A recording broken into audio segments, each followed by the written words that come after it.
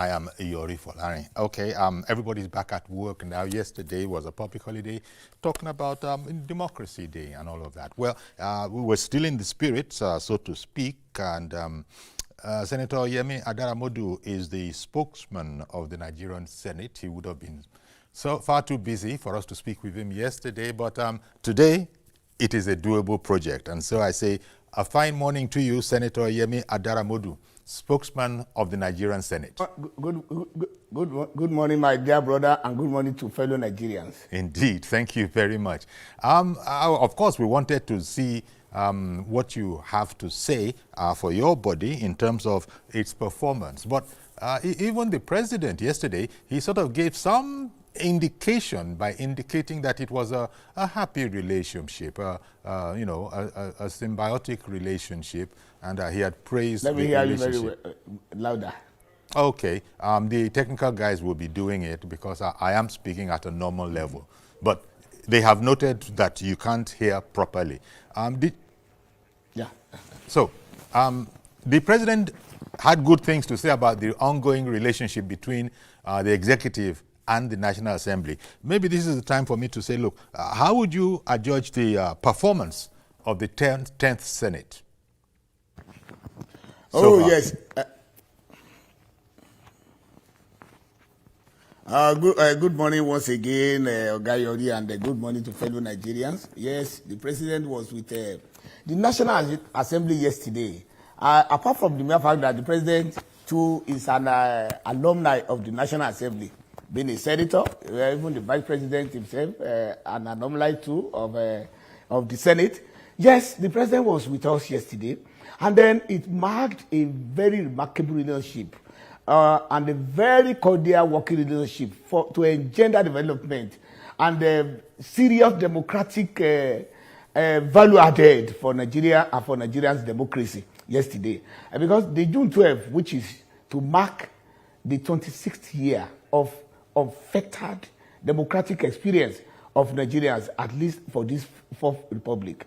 Yes, yesterday marked a very, very remarkable milestone, like I said, and like Nigerians will know. And the 10th Senate, and even the 10th National Assembly, yes, I can give kudos. Ordinarily, you might say that, why am I marking my own script? But the lizard that falls from the very tall Iroko tree, and then he said that if nobody is even handshaking him, then the lizard will nod its head 3 times and say, yes, I've done well. Yes, we have done well because we have our own brief, and our brief is that we should make laws for the better of Nigeria, that we should make laws for the welfare of Nigerians, we should make laws for safety and security of Nigerians. And yes, we have never been found wanting in this wise. We have made we have considered not less than 844 bills. We have done more than 1,000 motions. We have considered more than 100 public petitions. Out of the 844 bills, we have already gotten 56 to become laws assented to by Mr. President. And then out of these two, we have 107 now that is undergoing third reading. The second after second reading, which is a public hearing, we have 400 that are now undergoing second reading, and then we have about 200 that are now at its first reading. So definitely within 2 years, we cannot say that the chronology of that legislation is not enviable. It's quite enviable. And then yes, the legislation, like we used to say, is a partner in progress with the other arms of government, okay. The judicial arm, then the executive arm. So we are not supposed to be we are not supposed to be mutual fighters. We are supposed to be mutual friends. So, and that is how it goes. But let me just allow myself to rest on the answers that I've given to your initial question. Indeed. Thank you very much, Senator. In fact, you've touched on quite a number of places that I was going to touch on myself, and that goes back to the relationship. So much so, it's been so comfortable. We've not heard of any spats, any outbursts, and it got to a stage where people were beginning to say that you know, somebody was in someone's pocket and that and all that kind of a thing. But well, you chuckle. Ogayori, let me just put this one to rest at once. Though we have been saying it several times, the National Assembly is not a theater for the absurd. The National Assembly is not a WrestleMania ring. The National Assembly is not a contest. It's not a contest exhibition. The National Assembly is to complement. We are to make laws. And then when you say maybe the National Assembly is the pocket of whoever, I say it is very unfathomable. It's very regrettable. It's very notorious. And it's an omnipotent fallacy that anybody could even say, contemplate or say that at all. Yes. Because one, look at the Senate. The Senate is a body comprising very eminent Nigerians. 2 times former governors, former ministers, former ambassadors, former this, former that. People have made it in business. People have made it in private lives. Those people are there not because they want to go there and be subservient, but to go there and seek for the better of Nigeria. So could those people be in the pocket of anybody? That is on individual basis. Now, as an institution, I said the National Assembly are for 3-pronged reasons and then varieties. 1, to make laws. 2, to oversight. 3, to advocate for our constituents. To make laws when I read out what we have done as in forms of bill and motions and petitions, you could say that we have not failed. Then when we talk of oversight, now some people will say, now in oversight, where have we been found wanted? We have called to question the highly placed government officials. We have rejected even nominees even from Mr. President at times, because when we see nominees that come and we know that that person cannot do the job, and because the president will not be able to do it alone, we now reject and bring and tell the president to bring a replacement, which has always been doing. He has always been doing. And again, out of the 844 bills that I said, only 26 came from the presidency, from the executive. So that is what is the percentage of 26 out of 844? It's not up to 1%. So if we see that one, then can we say now that we make laws tailored to favor only the executive? That is one of it. Now going now on the flip side, I am from APC. I contested the election on the platform of APC. When we were voting, my name and my picture were not on the ballot. It's the name and the picture of my party. Likewise, that of the president. And then APC campaigned on a matter, and which we call our manifesto, which we call our policies, our programs, and our projects. Now, I will now become a senator. Suddenly, I will now go antithetical against that tenet through which we campaigned and that people voted for us as an APC member, so that I want somebody to be clapping for me that I'm a great wrestler, I'm a good boxer, I can drag the executive in the mud, I can disagree with them. Look, how well will it situate us as Nigerians that the executive will bring student loans and we now go against it because we want to be seen to be opposed to Mr. President? Okay. How well will it do Nigerians that tax reform bill will come, which is going to exempt the low-income earners and which is going to grow the local economy, the subsistence economy, the economy of the common man, the average man on the street, and is going to ask more money, more tax from the rich, from the super rich, to make sure that the low income earners and the low economic base of our country, that they can thrive and they can grow. And then that kind of bill will now be brought to the National Assembly. We will now fight the executive because we want some people to clap for us. How well will it situate us that that the federal government will now bring minimum wage, raising it to outside 100% of the previous rate, and then we will now say no to the executive because we want some people to clap for us so that we will not be seen as a rubber stamp. And I've always been saying it, that even when you say you are a rubber stamp is the only stamp that will make any document valid. A rubber stamp, because if you want to get a city which is certified true copy of any document, when you don't put the rubber stamp there, it is not authentic. It means that we make every decision, every program, every process of the executive and the judiciary very authentic. To that extent, we can be rubber stamping things. So, but like I said, even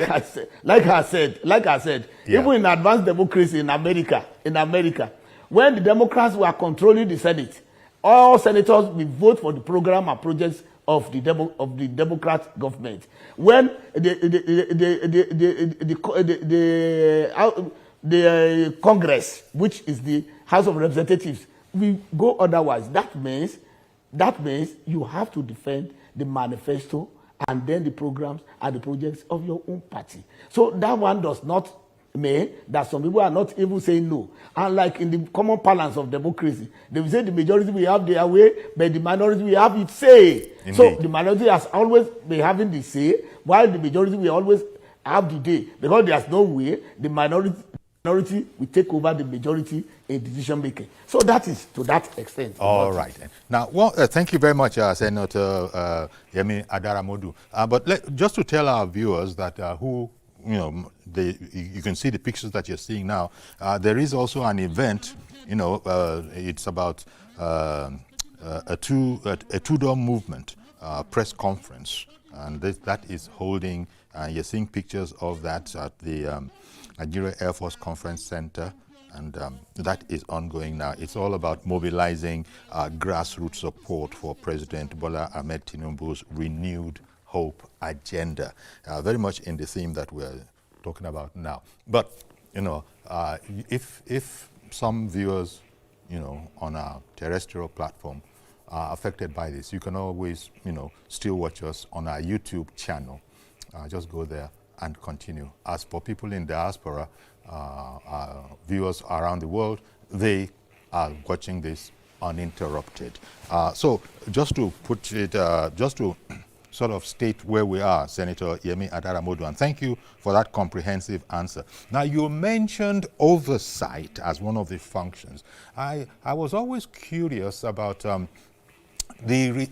since your main business is the making of laws for the good governance of the country and indeed our society, I wonder how well you are doing in terms of research. Oversight, yes, you've spoken about that, but the research that I imagine that must be inputs to these, it's an onerous responsibility that requires a lot of inputs, a lot of knowledge, and that kind of thing. How well positioned, Senator Adaramodu, do you think the Nigerian Senate has become in this regard? Are we talking about oversight functions? No, I said that you've explained the oversight. You've spoken about the oversight. But I was now speaking about the other aspect, which is the actual making of laws, writing of laws. And I imagine that needs a fair bit of research, a fair bit of knowledge. So I was wondering how well equipped the 10th Senate has become, whether incrementally, because, do you have all the wherewithal to do your work? You have cited that, look, did you say about 800 bills are being worked on? This must require a lot of research work. So how well do you think we're doing in terms of the inputs? Yes. Research inputs, research assistance, and all of that. Yes, we are well equipped. Now, we work through committees. And like in the Senate, we have 87 committees. Okay. And then these committees, we have senators managing and then working within the committees with the technocrats who are technocrats or bureaucrats who are civil servants or quasi-civil servants that work with them. And every committee has that prerogative to even employ technical advisors. We call them maybe project or program technicians or experts who work with them. Okay. Like power, when we had incessant drawdown of the grid system. The power committee summoned the executive and those people that are concerned to even give power to Nigerians. Yes, the experts came together with the committees and then it interrogated the authorities that were in charge of giving power to Nigerians.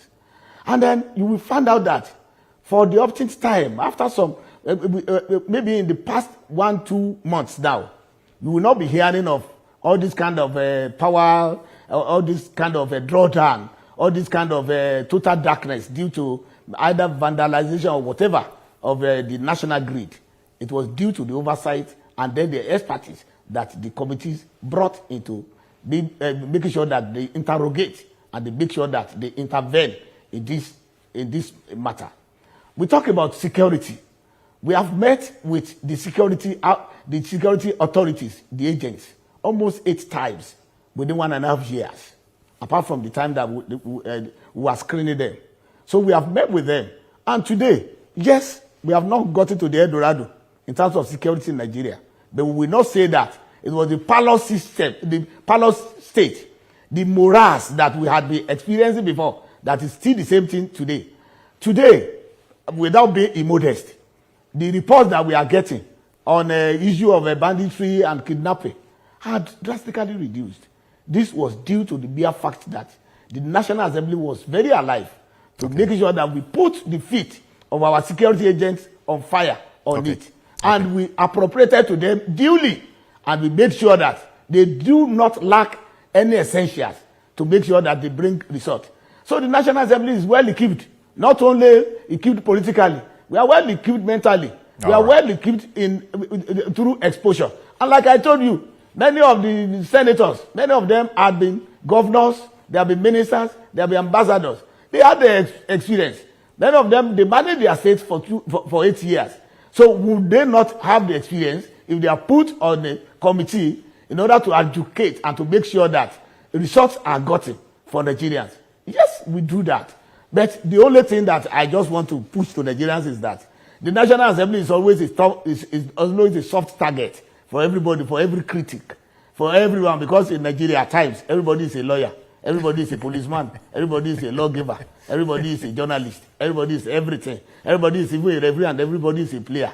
When the player does not score a ball, they will say, he should have played it to the left-hand side instead of playing it to the right-hand side. Yes, we know that one because Nigerians are very conscious and they are very knowledgeable. That's why we are like that, all of us, including myself. Indeed. But I was going to say, including yourself. Before, yes, I said including. Yes, before you entered into the distinguished arena of senators, I remember back in the day when you were still in the trenches. Immediately, I entered into that distinguished palace and that chamber.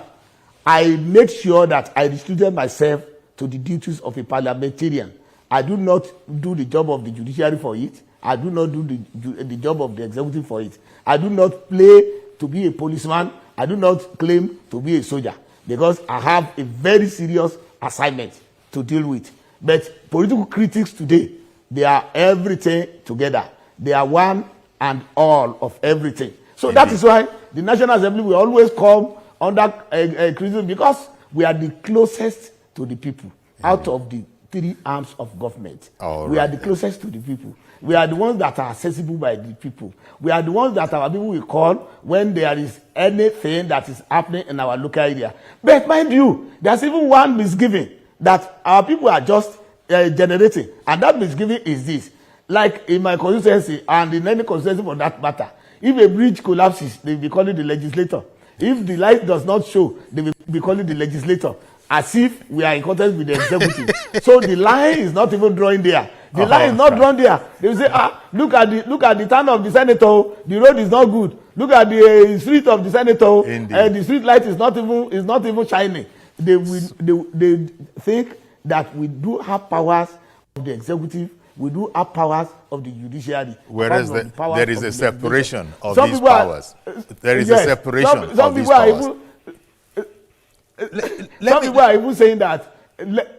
You say what? I was going to say, thank you, sir. Let me bring you to another aspect because you've indicated that by and large you are quite, pleased, where you're ready to still do more. You're quite pleased with the performance of this 10th Senate so far. But it hasn't been without distractions. There have been some family matters, to put it delicately like that, within the esteemed Senate itself. How much of a distraction has this been? Because this distraction has gone beyond the shores of this country, is very much in here. Oga Yori, Oga Folari, let me tell you something. Let me tell you something. We are 109 in the Senate. We come from different backgrounds. We have very different orientations. Our only common balance is the chamber, which is the hallowed chamber, where we hold our plenary and we hold other forms of meetings, both executive sessions and other sessions for that matter. There's no way we will not have either one or two discordant tones. It's very necessary. It is not a graveyard. Even in the graveyard, those people that are very clairvoyant, those people that after dies, we know that even the spirits, they do rumble at times. So definitely, the living will always rumble. Maybe because of interest, either political, personal, social, or economic, or even extraordinary. Yes, people will rumble. So that one does not distract us. And we have never been distracted. Because we look at this one as maybe social phase, when we talk to each other in another form, which is not parliamentary form. Yes. So we don't see that one as a distraction. Okay. We have never been distracted. Even that's why the fact that, like you opined, our achievement, especially in the number of bills and petitions and motions that we have considered within 2 years, had it shown that we are distracted? No, we are not distracted. Okay. Then having 52 bills being signed into law, be assented to by Mr. President, does that show that we are distracted? No. I was just concerned. That, yes. I was just thinking, I was concerned about the reputation of the esteemed House. Do you think it has been negatively impacted by these other matters? As you know, I'm talking about Senator Akuti. Like I said earlier, that the National Assembly is a soft target. It's a soft target of criticism. Because we are very close to the people. So we are supposed to get the first barrage of criticism from any critic, be social critic, be political critic, be economic critic. That one is there. So it is only being escalated. Like I usually say, that anybody can come to the National Assembly and create content, and so allow it to trend, maybe for a few weeks or a few months. That is the end of it. It's like chameleon faces. When you want to hold it, you cannot hold anything. They are just tantalizing mirages. They are just optical illusions. So those things the Senate is focused. So no distraction. No distraction. So we are seriously focused. So people can suggest that maybe these people how can we be distracted? Okay, like I told you that even me, I've been a local government chairman, I've been a chief of staff to the governor of my state in Ekiti. I've been in the House of Representatives. I'm now a senator. Can I be frivolously distracted because maybe one person maybe uttered some bad operations? I cannot. And I'm one of the small boys in the Senate. So we have although Senator, when you use women there. Yes, sir. But when you use the word frivolously, they are there. Okay, sir. But when you use the word frivolously, the family matter, as I'm calling it, it's within the purview of the courts now. And it wouldn't be there if it was a frivolous matter. So perhaps there is a sense in which you know that this is a serious matter. My brother, anybody can take anything to court. Okay. You can even take me to court for Biani Yemi Adarabodu. Okay. No, nothing stops you now. All right. It depends on what ruling and what judgment or justice that you get from the balance of the judiciary. So you can say that, because we are Biani Yemi Adarabodu, I'm very annoyed. I want to go to court. It's a free place now. Okay. Court is a free place now. So everybody can go to court. I think I'm going to leave it. Like I told you, the National Assembly is not a graveyard. is a conglomerate of human beings. It's a collage of different cultures. It's a mural.